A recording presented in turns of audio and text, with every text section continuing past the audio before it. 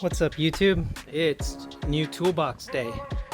So the story is I had a 27-inch, that 17 drawer. I did outgrow it, and turns out the new boxes that you see them in the store, they don't have as many drawers. And I was lucky to find this. It looks like it's a 2018 model.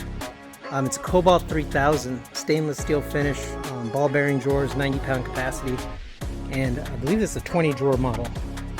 So something I think if you wanted today, you'd have to spend the money on a Milwaukee box, and those Milwaukee boxes are really expensive. They're like 15 to 1800 bucks. And I figure, you know what, I got this for a hell of a deal. Paid 520. He was originally asking 700, and it took a while. I lost out on about 5 or 6 other boxes. It seems some of them will sell in as little as 15 minutes, and if you don't have a truck, it gets really hard to buy one of these. I was luckily, my neighbor was able to help me load it, and I'm just very happy to have it. So the reason for this video is I want to show you guys the transformation. So I'll be using some Barkeepers Friend similar to what I used on the exhaust. I'm going to try it on this toolbox, and we'll compare the before and after. But you can see it does have some wear and tear. For this model, the wheels were notorious for falling apart, and looks like these are in actually really good shape. So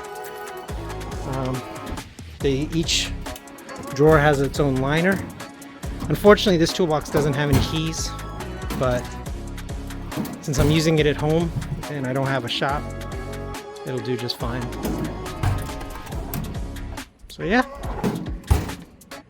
let's see how it turns out.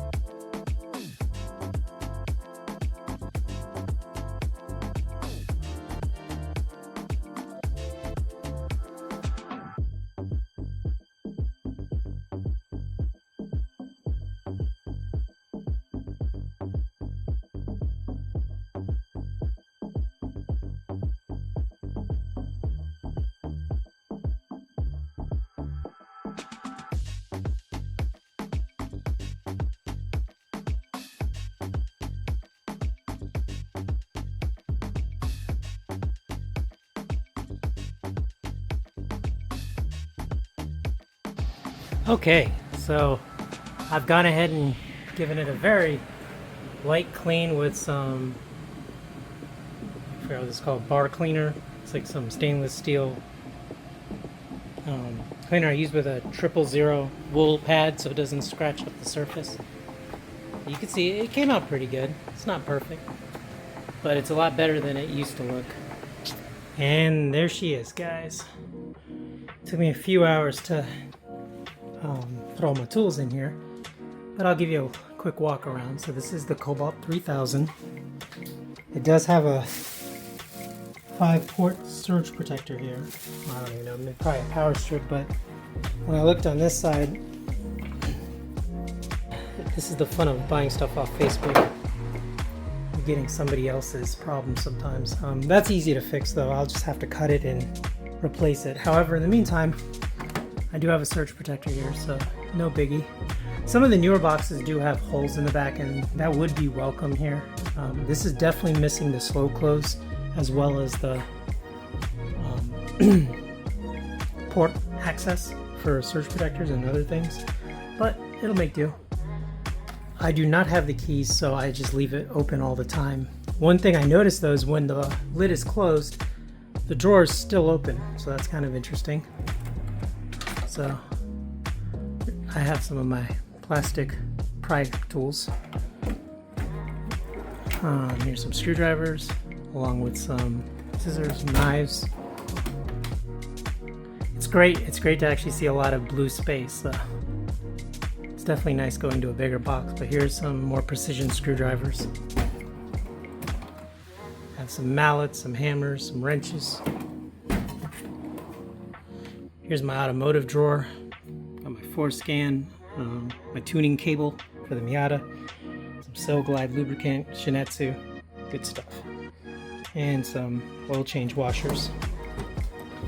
This is the worst drawer out of all of them. It kind of jams up a little bit, but still opens and closes. I have some Sharpie markers, some zip ties, some pliers. This one has some bits. There's the bit I used to drill a hole in my gas pedal. Got all my Milwaukee tools in this one.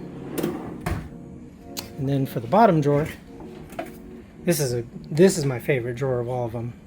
It's nice and deep and allows you to put a lot of tools in there. So I've got some magnetic socket rails with some of my 1/4 sockets and bits, and some specialty sockets that are a little larger.